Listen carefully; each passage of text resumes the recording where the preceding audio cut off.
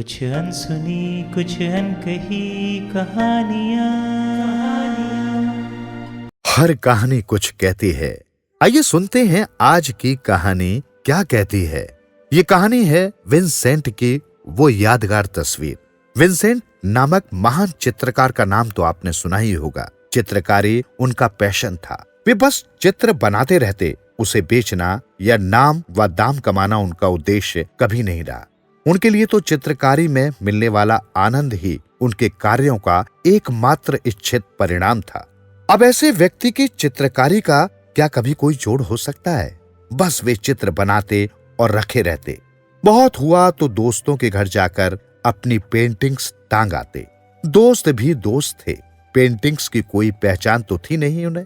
Vincent के जाते ही अपनी दीवारों से उसे निकालकर यहाँ वहां रख देते। व्यर्थ ड्राइंग रूम की शोभा क्यों बिगाड़ना? उधर विंसेंट का ध्यान इन बातों में कहाँ विभाजित होने वाला था।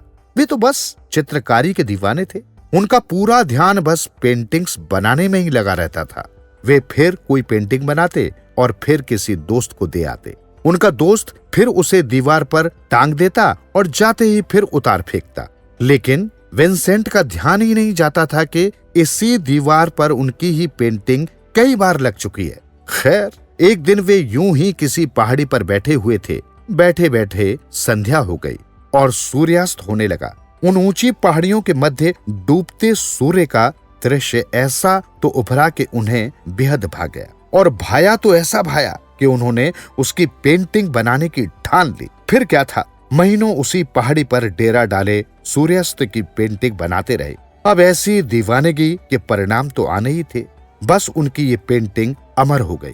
विंसेंट रातों रात विश्वविख्यात चित्रकार हो गए। फिर तो उनकी नई चित्रकारियां छोड़ो, पुरानी की भी मांग बाजार में निकल आई। ऊंचे ऊंचे दामों पे वे भी बिकना शुरू हो गई। निश्चित ही इससे विंसेंट के साथ साथ दोस्तों की भी उड़ के लग गई। विंसेंट की जो पेंटिंग्स उन्होंने यहाँ वहां फेंकी थी, सब खोज खोज के बेच डाली। उनके सारे दोस्त भी विंसेंट के साथ रातों रात अमीर हो गए। इस कहानी का सार बस यही है। कुल मिलाकर कहने का तात्पर्य यह है कि सफलता कार्य करने से मिलती है, और सफलता का अनुपात सीधा सीधा कार्य की गुणवत्ता पर निर्भर होता है, तथा कार्य की गुणवत्ता कार्य पर ध्यान देने से आती है। इसके अलावा सफलता का और कोई सार सूत्र नहीं। यदि ध्यान फल की जगह सिर्फ कर्म पर हो तो सफलता सिर्फ समय की बात रह जाती है।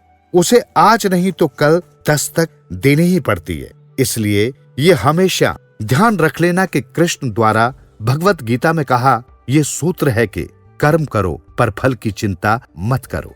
सफलता का सबसे बड़ा सार सूत्र है। सुनते रहो दिल से यूं ही कहानियाँ।